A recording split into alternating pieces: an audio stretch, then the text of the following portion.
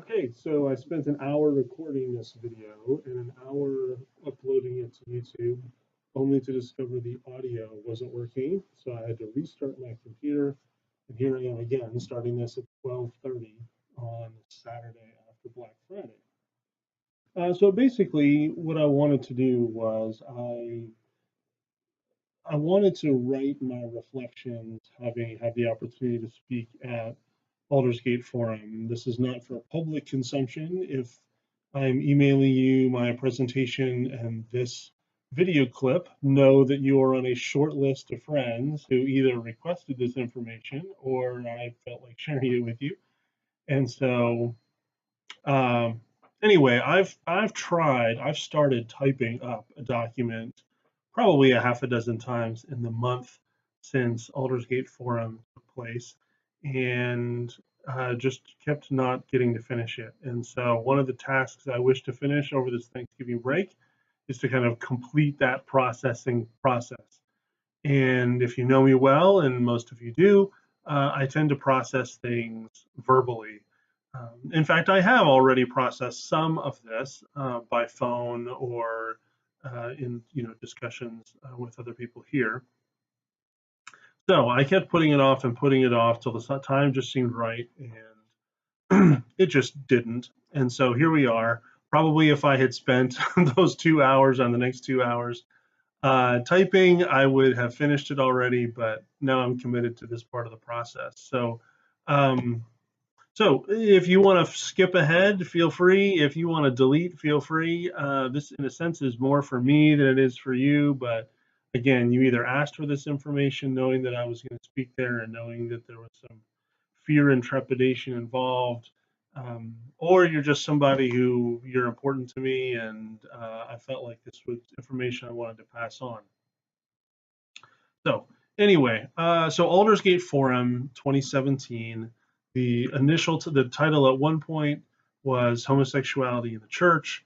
The title on our binders were something like gender identity and gay marriage, which none of the presentations talked about that at all. So Dr. Phil said it was just kind of a slip on his part. But anyway, Dr. Phil Brown and I have had a number of important conversations over the years related to the topic of homosexuality. And so when I saw that the Aldersgate Forum for 2017 was on the topic of homosexuality, I sent him an email thanking him for being willing to tackle such an important topic.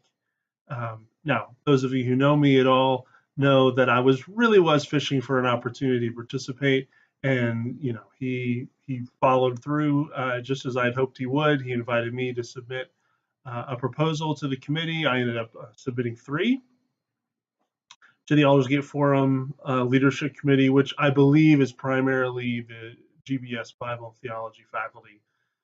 They ended up requesting full text for one of those presentations and said that they liked the second proposal enough that they wanted to create a panel discussion to address it. We'll talk more about that later because the panel discussion wasn't exactly what I had in mind. Ironically, the same day that the committee confirmed with me that they wished for me to write this presentation or present this presentation, present this paper, the day that I wrote back to them and confirmed that I would do it was the day that Lisa walked in my office here and told me that she was expecting baby number 9. So I didn't tell either of them. I didn't tell Lisa and I didn't tell Phil that there was the possibility there would be some sort of conflict there. It's actually a couple of months later at IHC where I started to feel bad about this. And so I ended up telling Phil about the baby and Lisa about the forum. And so at one point, the plan was that I would present my paper, I would video record it similar to this, they would play it at the forum and in West Harrison, Indiana, and I would join them by Skype to discuss my paper. Levi was born 9 days early, and so that same day, which was 3 weeks before the forum, that same day I bought my plane ticket, literally that same day. So there was some drama in getting there, as you know, maybe some of you. flights were canceled. I ended up flying super early from Palm Beach to Houston, sitting in Houston all day, and then taking a flight from Houston to Cincinnati. Uh, Good friend Travis Johnson picked me up. We went out for dinner, and that was helpful because in just a couple of days, probably about the week prior to the forum, I started feeling uneasy about what I'd committed to. President Stetler had called me into his office and was concerned that my interactions, both on social media and the possibility of Aldersgate Forum, were going to isolate me, or perhaps even isolate Hope Bible College from our constituency, because I would be pushing an agenda of sorts, I suppose. And so, plus a couple other people reached out to me, and so all of a sudden, right at the end, I started to get really nervous that I was perhaps compromising the opportunity to work, to counsel, to consult with CHM ministry leaders by presenting my views on this topic. But talking to Travis was helpful. He wasn't able to go to the forum because it's right before Youth Challenge at the same venue. But anyway, so he dropped me off at the Higher Ground concert or conference center. Wasn't really sure what to expect. I got there pretty much just in time to get changed and get ready for the first session. Dr. Phil opened that Tuesday evening by giving us the notebooks, basically a 1-inch 3-ring binder that had all of the presentations that we would have throughout the 3 days, not the evening plenary sessions, but each of the academic papers we received full text of. He reviewed the ground rules of discourse and what that was going to look like. He did clarify that there was not going to be the typical presentation, official response, and then opportunity for a rejoinder. Just the nature of the topic and the content, he felt like we would be better served, or the committee felt like we would be better served having having more of an open forum style. So we would present our papers and then have an opportunity for questions and answers. So that was helpful to kind of understand the expectations.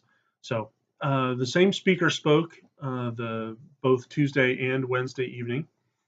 Dr. Phil had told me back in April that he had been in touch with a man named Jerry Armelli. Jerry's a friend of Dr. Mark Bird, professor at GBS, and he'd spoken a couple of times at GBS. I don't think in chapel, but I think in classroom settings. And so, knowing that, Jerry had not written anything, but he didn't have a blog or much of a social media presence or anything like that. But he had given some presentation at some local churches in the Cincinnati area, and so I was able to watch a few video clips of him. I felt as though his talk would resonate with the topic, that it would be helpful. Jerry has kind of a stereotypical ex-gay narrative. He was the disappointing youngest son of a macho father. He wanted to dance. His mom stereotypically tried to make up for the distance between father and son, and was probably enmeshed with him. Jerry ended up embracing a gay identity in his late teens and early 20s, lived the lifestyle, so to speak, for a few years before coming to Christ. There was very little reflection in the presentations that I'd seen on YouTube and in his kind of testimonial on Tuesday night as to those first few days and weeks of Christian life. But, current narrative is, married with a teenage daughter, loves his wife, and is the president of Prodigal Ministries, which is well, he didn't refer to it as this. He referred to it as a ministry, but I would say it's kind of a group counseling mentorship program that targets same-sex attracted adults. So anyway, Jerry presented his testimony on Tuesday evening, and yeah, it was good. So question, probably spoke for 45 minutes to an hour, and then probably another 45 minutes or so of questions and answers. The first question related to an article in the Cincinnati Enquirer that had been published about him. Jerry's a licensed counselor, reparative therapy is illegal in the city of Cincinnati, and so there was a newspaper article about that. There had never been any complaints about him, but anyway, so it sort of seemed like the Inquirer was just kind of trying to manufacture something there. But anyway, so he reflected on that a little bit. Somebody asked him about current sexual temptations, and his response was, "If I ever have same-sex thoughts, I know that I'm not doing well spiritually. I'm not taking care of myself." So my hand shot in the air, and I asked him if he believed that those who acknowledge persistent and intrusive same-sex attraction to be in that condition because they're not doing well spiritually and not taking care of themselves. Uh, he affirmed that. I asked him if he's read After Wesley Hill or Gregory Coles, and if he feels as though their narratives are somehow less valid than his because they acknowledge continued same-sex attraction. So Jerry's response, was a little bit of a shift from what I had said. He mentioned that he is uncomfortable, or he's not uncomfortable with the question that I'd asked, but he was uncomfortable with what he understands to be the view that Wesley espouses, particularly the fact that Wesley identifies himself as a gay Christian. So I felt as though his response was a wildly inaccurate characterization, not only of Wesley himself, Wesley Hill, not John Wesley, but particularly Wesley's second book, Spiritual Friendship. And so I didn't say anything in response, but clearly by the look on my face, I was not pleased. And so Jerry, I was sitting in the back row, I'm probably the biggest guy there. And so Jerry said, come on, I can take it. And so I told Jerry that I do appreciate his narrative, but I didn't understand why he felt the need to undermine the narrative of somebody else. So he said his primary issue was with the term gay Christian. And it wasn't until later that I thought I should have asked him whether he didn't like the term or the person it represented. And that issue, that sort of sub conversation about identity became a common theme throughout the forum, far more than I anticipated. So, anyway, I felt like he really mischaracterized spiritual friendship. Actually said it was like gay men forming a union before God, just not consummating with sexual relationship, which is a very poor mischaracterization of what spiritual friendship is. So I made a mental note that even though my presentation would not specifically address that, I would make sure to answer a question in a way that sort of addressed that. So after about 100 minutes or so between the presentation and the Q&A, Dr. Phil ended the session and told us that we were moving from the conference room to a reception area where there would be food and fellowship and that sort of thing.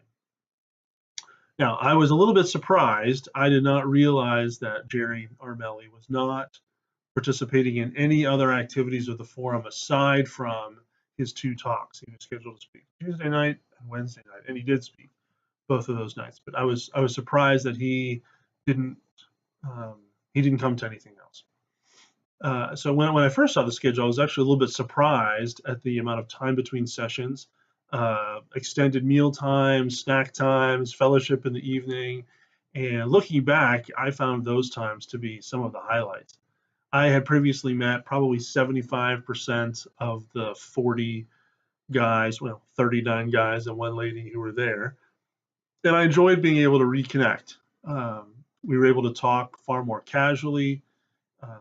Usually those snack times and meal times were further discussions of the main topics. We weren't talking about politics or the World Series or anything like that. We were still on topic. Breakfast was much the same. I'd requested a single room because of my late night grading, and but I met up with the guys each morning for a big buffet. The food was great, and big round tables could seat 8 to 10 people, and so we just continued to dialogue, and that was a real highlight. So that first evening, I chatted with a couple of different people, chatted with Dr. Phil. In fact, I mentioned to him that I had made it, had written an addendum to my presentation that specifically addressed why why I will not sign, did not sign, will not sign the Nashville Statement. And Phil laughed and said that he had added an addendum to his presentation why he did sign the Nashville Statement. So I looked forward to the discourse on that topic.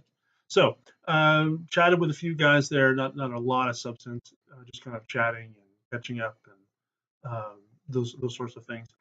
Went back to my room and researched Jerry Armelli further. He had made a couple of statements in his testimonial that I wanted to follow up on, and I'll reflect on that a little bit more in a minute. So the next morning, I was scheduled to speak Wednesday morning, and according to the schedule, Rodney Loper was going to give the devotional and then introduce me. But he had informed me Tuesday evening, he was there, and he had informed me that he was not going to be able to do that.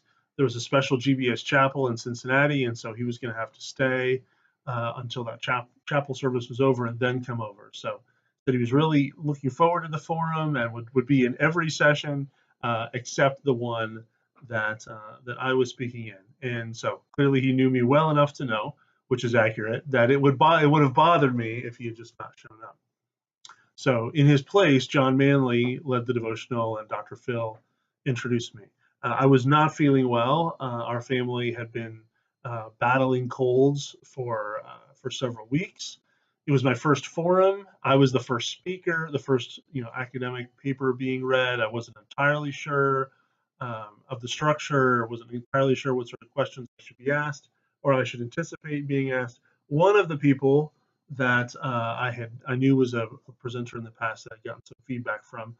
Probably the most helpful thing that was said to me was to anticipate questions, to anticipate good questions, to anticipate off-topic questions, to anticipate someone pushing back and needing to know where I wanted to go, not being flustered in the moment, but kind of having pre-considered answers in response to the questions that might come up. So I actually did spend some time kind of crafting that sort of stuff. So the way as I said, the committee had decided not to do the typical presentation response rejoinder, but to have it more of an open forum. So I had about 45 minutes to read my paper, and then I had about, which I won't read on here. I do have the video clip of that. So the agreement with the forum and the presenters were that the clips would be sent to us as presenters to review and make edits and send back. And at some point, I believe the forum leadership committee intends on publishing papers and publishing the videos more professionally than they are now. But since I have access to those, I've uploaded them to my channel. They're unlisted, but I'm providing those links to those who may be interested. Anyway, so we had 45 minutes to give the paper, and then 45, or it's supposed to be 30 minutes for questions and answers. So I won't read my paper because I'm going to provide it to you. But basically, my goal was to discuss the 6 different perspectives that are held by Christ followers as to homosexuality in the church. And so I it was my intention to be as objective as possible. My goal was not to necessarily express the validity of each different position, but to, as objectively as possible, explain each of those positions, where they fall on the continuum. I wanted to overlay Preston Sprinkle's perspectives on top of those 6. And then I wanted to talk about, so at the end, I wanted to be a little bit more editorial and talk about where we as conservative Wesleyan Arminians, where we should draw the line of demarcation, if that's the right word, between what is okay and what is not okay, in this particular context, and to talk about where the national statement draws that line because they're different. So I actually created a PowerPoint presentation, which I'm going to send to you as well, so you can see the slide where I try to demonstrate that. So so I was actually the only presenter who used a PowerPoint presentation, but I found it quite helpful in this particular context. So so I read my paper, which you can read if you'd like, and then the floor was open for questions. As I said, I was a little bit prepared for this. I couldn't anticipate specific questions, but I knew some things that would probably be asked, and I knew some things that I wanted to say that were a little bit more editorial. So I don't exactly remember, and you can watch the video clip. I watched it a couple of weeks ago. I didn't watch it in preparation for this clip here, but it doesn't really matter what the first question was. I knew what my answer was going to be. In fact, I think now that I'm saying all this, I knew it was Steve Smith, Dr. Smith, and his question was, where do I feel like the CHM falls in within the 6 perspectives? And so I talked about the fact that probably most people fall in the first or the second category, but that many who are well read on this topic, those who I have conversed with, not just because I've conversed with them, but many, a number that I've conversed with, I think would find themselves in the third category, which is kind of where I self-identified. So let's see. So anyway, there was some pushback, and I appreciated that. I've already kind of decided I'm not going to mention the names of people who pushed back, but one person requested that I clarify some terms, and I think that was helpful because I always want people, when they use the word homosexuality, to clarify whether they're talking about same-sex attraction or whether they're talking about homosexual behavior. So that wasn't the clarification that needed responded to, but anyway, I appreciated those sorts of questions. There were some that I'd been warned about who would kind of dominate, sort of take over the conversation, and those people were didn't let me down in that respect. There were some moments of awkwardness as one person did not mention someone by name, but referenced a situation that he and I both know quite well, and I felt awkward not being sure. Of course, it was videotaped, and confidentiality. It's not a client of mine, but a friend, and so I felt somewhat awkward that they were one particular person was kind of pushing the point to that respect. One thing that I really liked is that the questions all assumed that the issue of is same-sex attraction sin, that was resolved as no.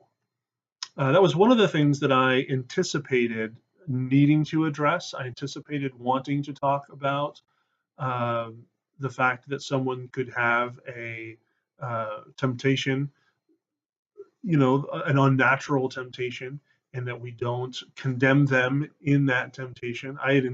I had fully anticipated several questions along that line, but it seemed as though, surprisingly so, that part wasn't one of the issues. But this issue of so I will say I do know that there were people who were there, and this sort of came up later, that would hold the position that while same-sex attraction is not itself sin, it is evidence of sin. Okay, meaning that the regenerate heart or the entirely sanctified heart that individual would no longer have same-sex attraction, and that was addressed very well later on in the forum. So but as I said, it seemed as though it was a given that same-sex attraction was not considered sinful behavior. But a lot of the reflections seem to be the pushback relative to my comments from the evening before about Wesley Hill and Gregory Coles identifying as gay Christian. In fact, a friend of Jerry Armelli is the one who sort of brought that back up. Now, I do believe that those who continue to have exclusively persistent and intrusive same-sex attraction should have the opportunity to identify themselves as those who are similarly conditioned, even though I don't like the terminology I'm using here. I'm not entirely sure whether the pushback was was the fact that I was affirming their identity, or whether it was just the terminology. They were uncomfortable with the term gay Christian, which is the terms that both Wesley Hill and Gregory Coles used to identify themselves. Um, so when somebody asked me about the wisdom, so let me talk about another question. Somebody asked me about the wisdom of close same-sex relationships. Again, kind of harkening back to the comments about spiritual friendship. I knew right where I was going with that. I talked about my wife. I got teary-eyed. I talked about how important she is to me, how difficult it would be to resign myself to a life without emotional intimacy, physical intimacy with her. Um, then I talked about the men in my life, and I didn't mention anybody by name, and I won't mention them now. Uh, you know, a number anybody I would have mentioned would get this video clip. Um, but I mentioned the people, the men in my life for whom I have an emotional attachment to, one that is appropriate. There's no sexual component whatsoever, and to tell men or women that because of persistent and intrusive same-sex attraction, they need to avoid both the intimacy of a life partner that I have in Lisa, and also the relationship, the relational intimacy that I have with some of the strong male um, friends in my life. Uh, I that doesn't seem to be very Trinitarian to me. To say that people who are created for and in relationship in the image of a triune God who is in and for relationship, it just seems that while I recognize that God has placed boundaries uh, related to sexual expression, I felt like it was malpractice to say that these people could not have close same-sex relationships either. So I spent a good bit of time on that. Spent a good bit of time again, kind of explaining the value that I see in men like Wesley Hill and Gregory Cole self-identifying as gay Christians. Not as though that became their primary label, just as those who were there would identify that being an American Christian did not mean that the first adjective somehow superseded the other, or that being an American does or should become their primary means of identification. Similarly, in fact, I read some sections out of Cole's book where, knowing the pushback that Wesley Hill has received, Gregory Coles has written specifically addressed that component in his book, Single Gay Christian, which is a fantastic read, and I would encourage you to get it. Anyway, so we took a break. I took up way more time than I was supposed to. I went about 20 minutes over. So I thought, well, no big deal. Maybe this is why we have these big lunch hours. So several people came up to me. I brought the books that I had referenced, the book by Holben and Sprinkle, which were the ones that I used to create the paper from, and then the books by Hill and Coles that I'd referenced. And so, yeah, I received a lot of just kind of immediate affirmation there from a number of the membership. I'm feeling myself stuttering more than I'm comfortable with now that it's 1 o'clock in the morning. Anyway, so after the break, Dr. David Fry presented a book review on a book that he found helpful as a pastor. The book is called Born This Way. It's written by J. Allen Branch, who I believe teaches at Southeastern Theological Seminary, Baptist Theological Seminary. I knew he was going to present about that book because he had shared about it in a private Facebook group. I'd read the book, I'd read his review of it, and I did not find it helpful, and I told him that. So we both were prepared for some discourse on that topic. He finished his book review, and Dr. Phil dismissed us for lunch. So I was a little disappointed that I wasn't able to reflect right then. But a group of us then had lunch together, and I, going through the buffet line, had commented to David, or he had asked if I was going to respond relative to my concerns about that book. So I feel like Born This Way, just so you know, is well intentioned, but that the author has misconstrued a number of key theories so that he can then debunk them, kind of the straw man fallacy sort of thing. Basically taking, well, let's say 6 to 8 different theories from various different um, medical, genetic, psychological backgrounds that he believes, or he presented as though he believes, that they are attempting to affirm that homosexuality has an exclusively genetic cause. And so then he would debunk that information and say, well, it's really more complicated than that. And so my frustration with the book is that that's probably about the first 3/4 of the book. He's not really debunking anything. I don't think I felt as though he was misconstruing what those what those presentations, what those papers, what the research had tried to say anyway. That none of them affirm an exclusively genetic cause. None of them would say that there's no psychosocial impact that leads to homosexuality. So I felt no, I don't hate the book because the last several chapters are actually quite helpful as it talks kind of what do we do now, sort of addressing the issues of pastoral care, uh, for same-sex attracted individuals. So I actually found that quite helpful. So we had a break for lunch. No, yeah. So then we had the break for lunch. No, I'm telling you about lunch. Anyway, so then we reconvened after lunch, and so Dr. Phil Brown presented a paper that actually appeared in I think it's November issue of the God's Revivalist, related to, in that context, I don't know if it's real or if it's contrived or not, but in the God's Revivalist, it's as though someone has emailed him and said, "Hey, I'm reading through some scripture and we're doing some other study, and this discussion of eunuchs. Are eunuchs transgender? Are eunuchs homosexuals? Are eunuchs, what is this?" And so Dr. Phil presented a paper addressing that point. Yeah, it was good. So that was a brief, probably 20, 25, maybe 30 minutes at the most. Not There was some discourse, just seeking clarification, and that was it. So then Dr. Alan Brown spoke.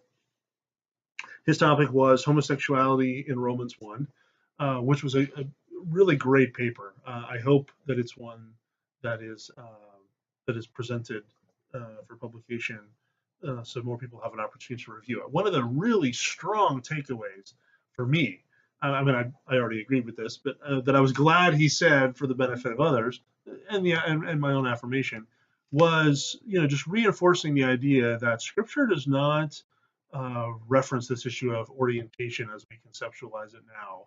There's no real discussion of attraction, and so when Romans 1 talks about homosexuality, it is not talking about feminine behavior in masculine individuals. It's not talking about same-sex attraction. It's talking about homosexual behavior.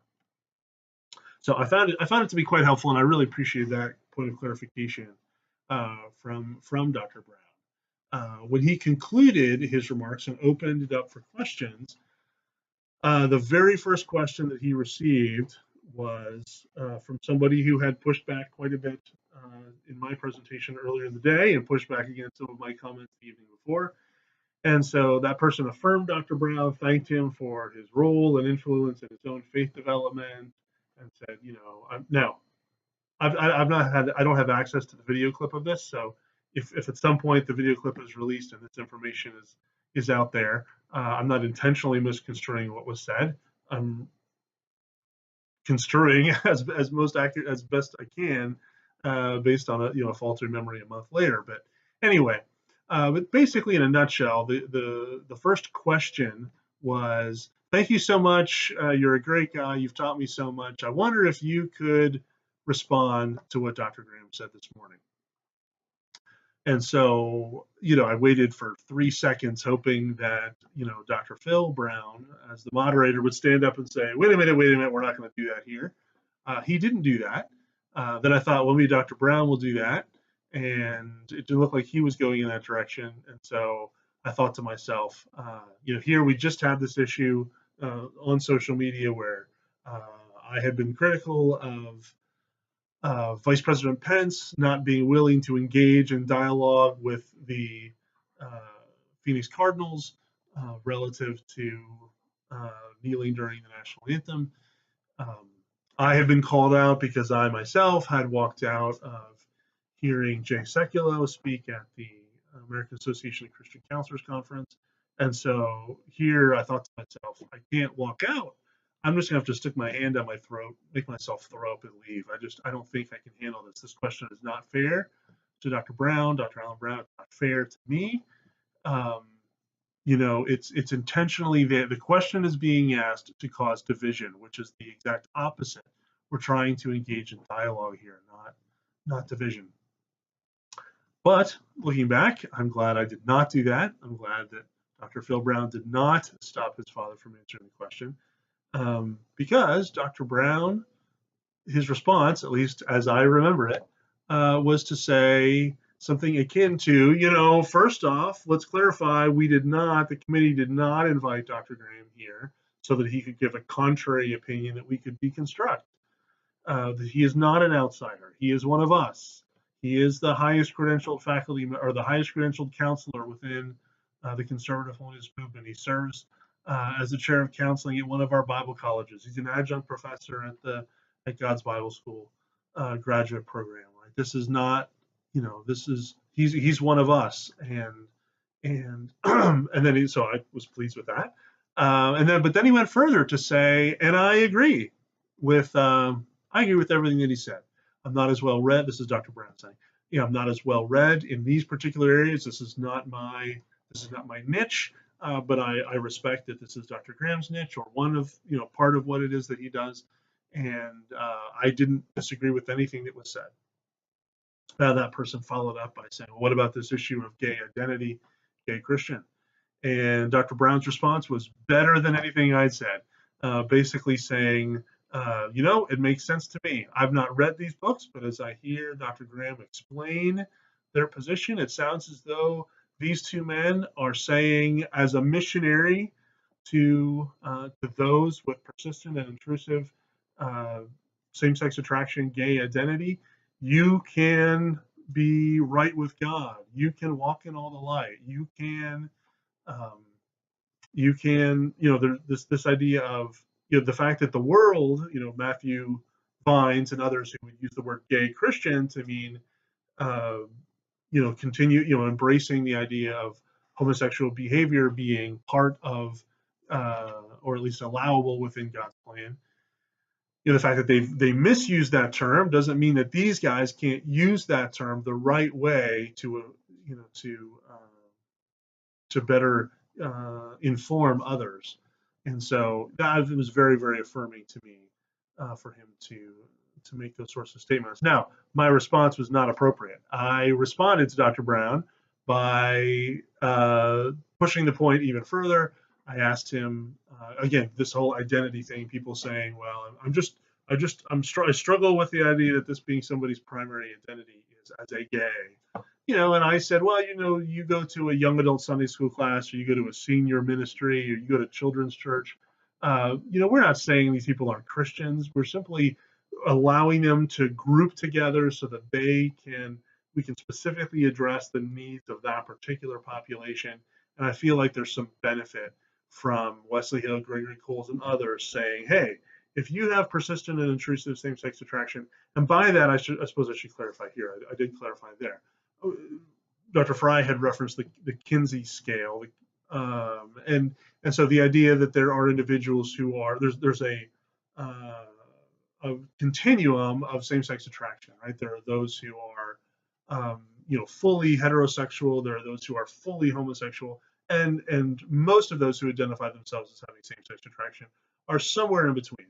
So most of the individuals that I have worked with, identify themselves as having some degree of heterosexuality or some degree of homosexuality, not exclusively homosexual orientation, though Wesley Hill and Gregory Coles do so affirm, right? That the idea that they would be sexually attracted to a woman is similar to the idea of being sexually attracted to an avocado, right? This for them seems to be beyond any scope of reasoning. Okay, now Jerry Armelli did not identify that in those sorts of terms. He did identify being drawn to females. Anyway, whatever. So I'm talking primarily about. I certainly would not suggest that somebody who believes themselves to be 49% heterosexual and 51% have same-sex attraction, you self-identify as a gay Christian. I don't recommend that. In fact, I had a question in my presentation about this issue of would I recommend that somebody refer to themselves as a gay Christian, and I said something like, I don't know what you think a counselor's role is. My role is not to necessarily label anyone. But when people discuss their own labels that they label themselves with, I ask them, why that label is or is not helpful for them. So I would explore that with people, but no, I do not believe that my role would be to encourage someone to embrace a label of gay Christian. Anyway, so very, very, very helpful, Dr. Brown's response, and very, very affirming to me. So with that, we broke for supper, and the meals all blend together now. So I remember some of we got into some complementarian versus egalitarian discussions with one of the younger guys there. We talked about criminalizing homosexual behavior, or what our role, what what the role should be as far as gay marriage, and my views have sort of shifted on some of those things. In fact, we got to talking about divorce and remarriage at one point, because Holben in his book talked about the fact that in the fourth category, and you'll read my paper, but the fourth category, which the pastoral accommodation sort of group, says, well, this isn't really in God's plan, but if this is the way it is, this is the way it is, and so we're not going to, who are we to say that you can't have any meaningful sexual expression with someone else that you love? Well, when Holben talks about that, he mentions that not long ago that was the sort of excuse that was given, the rationale that was given for divorce and remarriage, right? The idea that, well, who are we to say that just because your spouse ran off, or just because your relationship didn't work out, that you should not be able to join in sexual union with somebody else? So anyway, we got into some discussion with that one of those meals. Anyway, so that evening, then Wednesday night, it's taking me longer to process this than it did a couple hours ago, probably because I'm tired. Anyway, so Wednesday night, again, Jerry Armelli came back. I knew a lot more about him than I did the first time. He brought several newsletters. I read over those while he was speaking. One thing that I knew for sure that I did not know going in, as I mentioned, I'd watched the YouTube clips, but then that evening, after everybody else had gone to bed, I'd done quite a bit more research. He had mentioned that the next day, on Wednesday evening, he was going to talk about pathways to homosexuality. Well, that may not mean anything to you, but to me, that sent off my Joseph Nicolosi warning bell. And so I went to Nicolosi's website, and sure enough, Nicolosi actually endorses Jerry Armelli.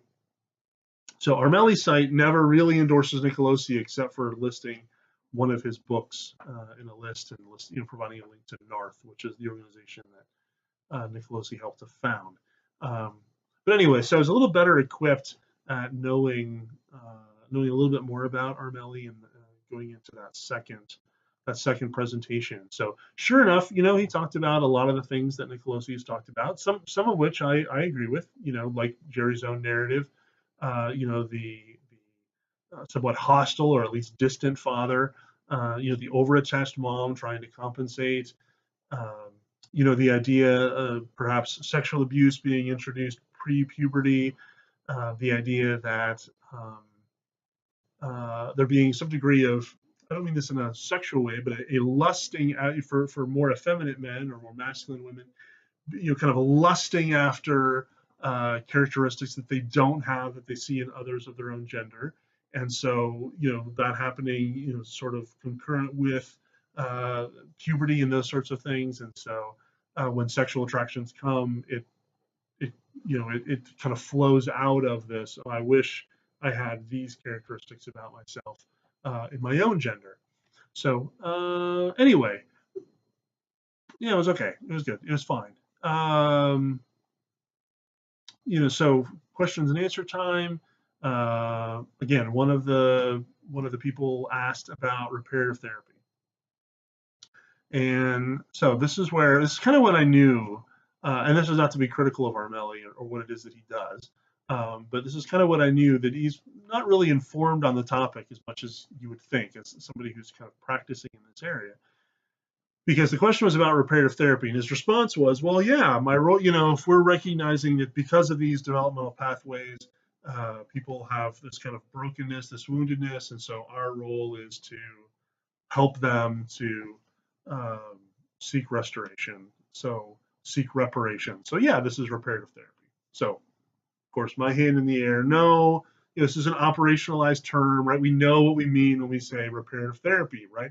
Are you in favor of connecting electronic nodes to the genitals of homosexual men, showing them pictures of homosexual pornography, and shocking them as a means of, through operant conditioning, creating this repulsion for homosexuality, and then showing them straight porn and pleasuring them so that they begin to, again, through operant conditioning, change, seek some sort of orientation change. Oh, well, that's not really what reparative therapy is all about, he says. And how do you argue with that, right? So at that point, it was kind of like I just kind of disconnected.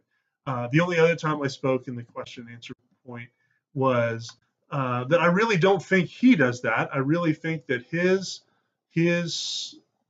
treatment strategy is it's all group based, and it's basically sort of a cognitive behavioral challenging beliefs, fostering better coping skills, keeping people, providing support and accountability for members of the group, that sort of thing. I don't really have a problem with that. I certainly would not call it reparative therapy. Um, and so it was somewhat troubling that he felt like that what he was doing fell underneath that term. So, but there were several other points, things that he said, and people, I sat in the back, but people were turning and looking at me like, "Are you gonna let him get away with that?" And my response was, "Yeah, I don't really see what benefit there is at this point in pushing back," because he again kind of revisited the gay identity thing that we had talked about the evening before.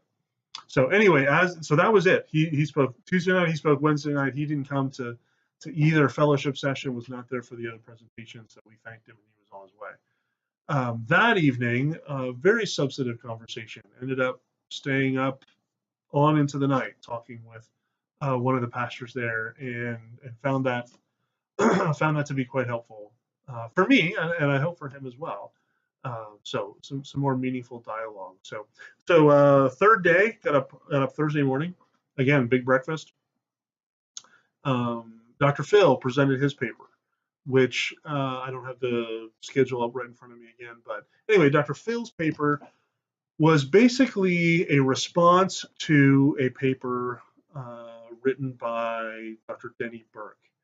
Now, Denny Burke, this is kind of where we had some more dialogue on the national statement stuff, which I felt helpful. Denny Burke, president of the Coalition for Biblical Manhood and Biblical Womanhood, which is the organization that published the national statement. But he had written something in a theological journal that I'm not as familiar with about the idea of same-sex attraction being sin.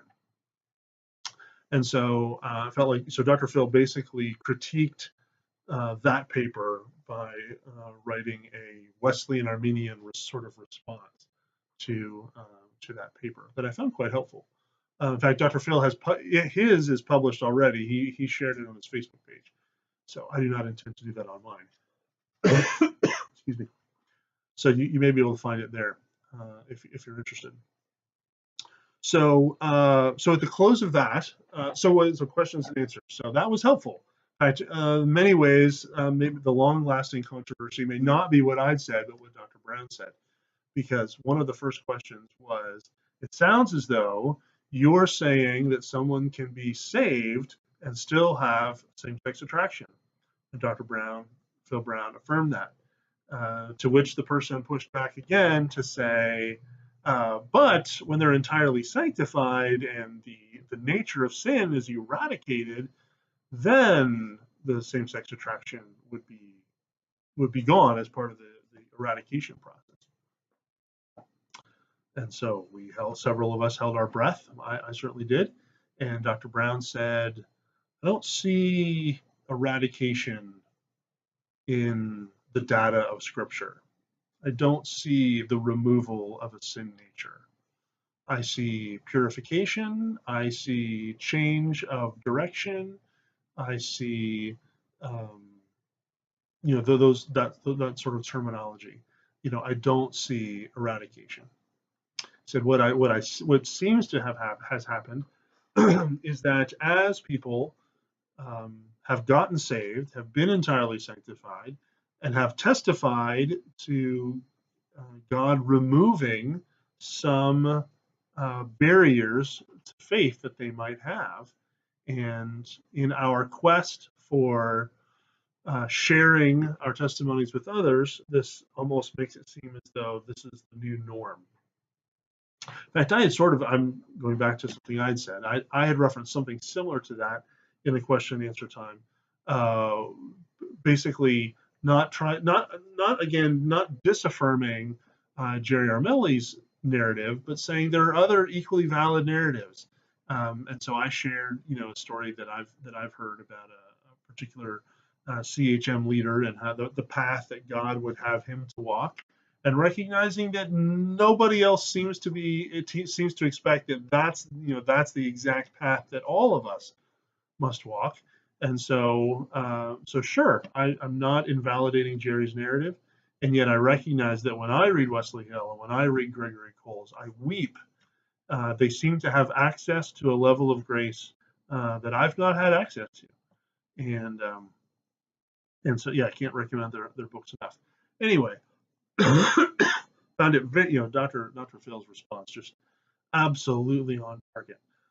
So we had a quick break where basically that break was to kind of create more of a panel sort of setup there. And so Dr. David Fry and myself and Dr. Alan Brown sat on a panel, and Dr. Phil Brown moderated that panel. Now, he did not tell us, I had proposed that my second presentation be on pastoral care and counseling for same-sex attracted image bearers, is the terminology I've used, and the committee liked that, but said it would work better in a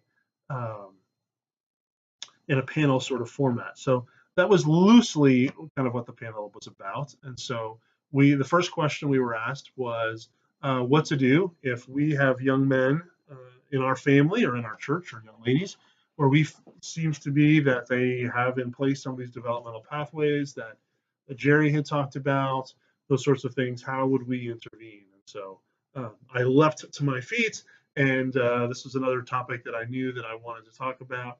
And so I talked about gender identity and what it means to be a man and what it means to be a woman, and that we sometimes within conservative Christian circles, maybe perhaps even more so in CHM circles because of our distinctive dress, there's this over prescription of what that means. So I drew my continuum on the board. Here's John Wesley, here's Rodney Loper. Those sort of people. Rodney was there, Pastor Loper was there, and so we talked about, and I'm over here somewhere, and so, but I'm not less of a man because I don't hunt or fish. I don't wish to engage in those sorts of things. I've never punched anyone in the face before, and I don't intend to start. That doesn't make me any less of a man than he does, any more so than a woman who enjoys engaging in behaviors that we generally ascribe to as masculine, that doesn't somehow make her any less of a godly woman. And so talk specifically about being careful when we use some of John Eldridge's material, and maybe avoiding some of Mark Driscoll's information on this sort of thing. I don't feel as though they have a right conceptualization of what it means to be a biblical man or a biblical woman. In fact, I shared with them in that context, with permission, the story of my interactions with Adam Buckler, the president of UBC, on this issue. I was at the ABHE annual meeting. Hope Sound is, of course, a member school. UBC is a member school seeking accreditation. And so we both were there. We heard Dr. Peter Jones, a philosopher from the UK, had spoken on this issue of keeping the binary within gender, right? Rejecting this idea of gender fluidity. And when there was time for questions and answers, I walked over to the microphone and I said, listen, I hear what you're saying. I recognize that God had created male and female. I feel like you and others have done a disservice by over-prescribing what that means. So, here you're in a room of mostly academics. Most of us are teachers, right? We are not football players. We are not, nor do we aspire to be them. Part of the problem that I see, and I plan to talk about this at Bus Convention in March when I talk about gender dysphoria, which is separate from same-sex attraction and shouldn't be conflated between the two. In fact, Bus Convention leadership had asked, could I speak on same-sex attraction and gender dysphoria? And I said, not in one session. So they gave me two. Anyway, so at ABHE, I'm having this discourse with Peter Jones, who's on the platform. I'm standing down behind a microphone, and I said, a disservice has been done when we label certain characteristics as being part of godly manhood and ascribe others as perhaps drawing the circle that excludes certain people. And so after that session, I was in the hallway, and Adam Buckler came up to me, and he shared that when he first went to UBC, that the board there suggested that he travel to camp meetings and revivals and as many events as he could to meet some of their key constituency. And so he did that, and he mentioned that he'd introduce his family in each place, a couple of boys, a couple of girls, and would always affirming every child for the unique ways that God had created them. Talked about the oldest son. He's a fantastic piano player and a great artist. It was just beautiful pencil drawings and worked really well with kids and was just going to be a great teacher someday. And then we'd talk about his second son, who liked to hunt and fish and would wrestle a bear if we let him, and then said, he's 100% man. And Brother Buckler said that at the end of that summer, the older son came to him and said, Dad, can I ask you a question?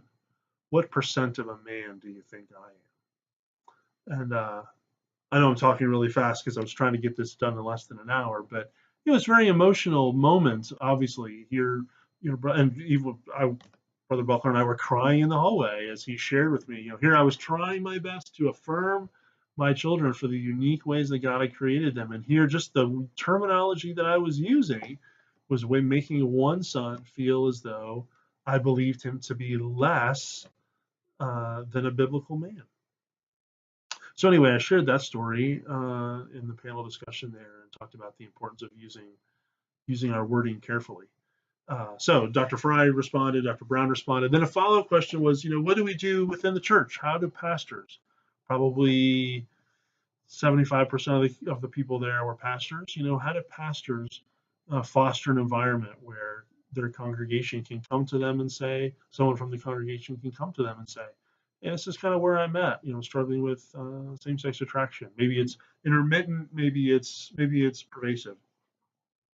And I answer first. And I said, well, I can tell you one thing. If you've ever said from the platform or on social media, God made Adam and Eve, not Adam and Steve, you don't have to worry about anybody seeking out pastoral care and counseling on this issue. And if the only time you ever use the word homosexual, the word after it is agenda or bestiality, you're not going to have to worry about people coming to you for pastoral care and counseling. And so I talked about just kind of normalizing this as part of the human experience, recognizing that it's sin, that engaging in homosexual behavior is sinful, but not putting it as though it's on some sort of pedestal. In fact, since my former pastor Rodney Loper was there, I referenced several times that he had made comments not just about homosexuality, but he had talked about other different things, other different addictions or disorders, that when he would kind of normalize them from the platform, it was interesting how many people were then more willing to talk about it or disclose their own concern to me or to somebody else. And so I found that to be helpful. I had wanted to, I was hoping that there would kind of be this closure moment, like the evangelist on a Sunday evening who could say, thanks to so and so for this and thanks to so and so for that. I felt like there were some things that I kind of wanted to not necessarily clear up, but some concerns that I had that I kind of wanted to go back and reiterate. I wanted to reiterate to them that, as Dr. Brown had said, you know, I'm one of you. I shaved. Well, I have today. We're on Thanksgiving break. I wear long sleeves when I play basketball. Right? I go to camp meeting. I go to IHC. I teach at a conservative holiness Bible college. I'm all in, and I don't want you to think they brought in some outsider. I don't want you to think this is the only thing that I do. I want, even if we're not in the same perspective on Holben's continuum there, I want you to feel as though they could talk to me about relationship issues or depression or anxiety or those sorts of things within their church or within their own family. In fact, several of those who were there, I've consulted with or counseled with them or members of their family already. And so I wanted people to know that I still wanted to have that role, that I'm not turning my focus exclusively to talking about this particular thing. So I didn't do that, but I didn't have the opportunity to do that. We kind of ran out of time. I can't remember what the last question was, but we ran out of time, and because we had Youth Challenge coming just later that afternoon, it was kind of a rush to lunch and check out of your rooms and all of that sort of thing. And so I didn't have the opportunity that I'd hoped to kind of tie a bow on the things that I'd done. And so I sent an email to everybody. At some point, I'd been sent a thank you for registering email, and it included all the names of everybody who'd pre-registered. So I emailed all of those people separately. I cut and pasted a large part of it, but I personalized it a bit too, just to say I was a little bit nervous coming in as to how I would be received and what the content and context would be, but that I'd really enjoyed the opportunity to interact, and I really appreciated the spirit of responsible discourse that was there, those sorts of things. And so I would say probably half, maybe 15 to 20 different people wrote me back and said, thank you for coming. Not all of them agreed, with everything that I said. Nobody was uncharitable in what they wrote back, and several I was a little bit surprised that they said, we needed to hear this. You've really made me think about what I have to say here. So in the end, I spent the rest of the day with Dave Fry and then flew home. And I really enjoyed my interactions with him and look forward to him coming down here and speaking for camp here in Hope Sound in February. So overall, it was very affirming for me, not without some bumps, but kind of giving me some confidence to say that maybe there's other things where, in fact, I won't talk about it right here, right now, but a discussion came up in my GBS graduate class where we do video classroom like this. And only they're on videos as well. And one of the students had remarked about a particular topic, and I had shared my reflections on that. And they said, "So when can we have you come and talk about this in one of our ministerials?" This has nothing. It had nothing to do with sexuality or whatever. And I was like, "Oh, I've got a lot of stuff to do." And they were like, "Well, if not you, who? Right? This is something that you have invested a lot of time and energy into. You're able to communicate this in a way that our people understand, and don't say no to these things without being able to identify somebody else who can speak to these issues." And I'm not saying that I'm the only person who can speak to these issues. I'm simply saying I was nervous about whether I had the credentials or I know I have the credentials, so what's the right word? Whether I have the let's just the interfaith, the CHM credentials to really be able to speak on these sorts of issues, or whether political leanings or lack of pedigree or whatever would keep me from really having a voice on these issues. So Aldersgate Forum helped me to realize that when I spoke, even people who disagreed with me, um, listened and found it helpful, and I did too. I also feel as though from now on, when I speak in those sorts of contexts, no more of this speaking and then opening up for questions for the last 2 or 3 minutes.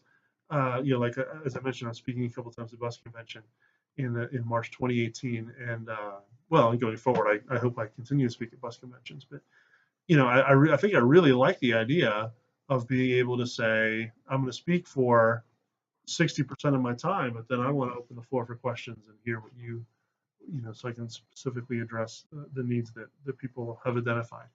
So anyway, I really enjoyed it. I'm going to send you the full text of my paper. I'm going to send you the video clip if you want it, so that you can see the presentation and the Q&A. Don't feel like you need to respond. Really, I'm doing this as much for me. I need to cross this off my list. I really need the opportunity to process this. And so even if nobody ever watches this, I will still have benefited from me being able to do so. This has been helpful for me. So if you're one of the people that I asked you to pray for me, thanks for praying for me. It was, as I said, it was a good experience. Honored to be able to do it, and feel like it went as well as it could have gone, and better than I expected in many ways. So okay, well, I'm gonna sign off. It's 1:45 now, so I've been talking for almost an hour and 10 minutes. I'm gonna upload this to YouTube again. Probably gonna go home and sleep. I'll let it sit here and upload to YouTube, and tomorrow I'll go ahead and send out that email, that stuff for you. All right, signing off.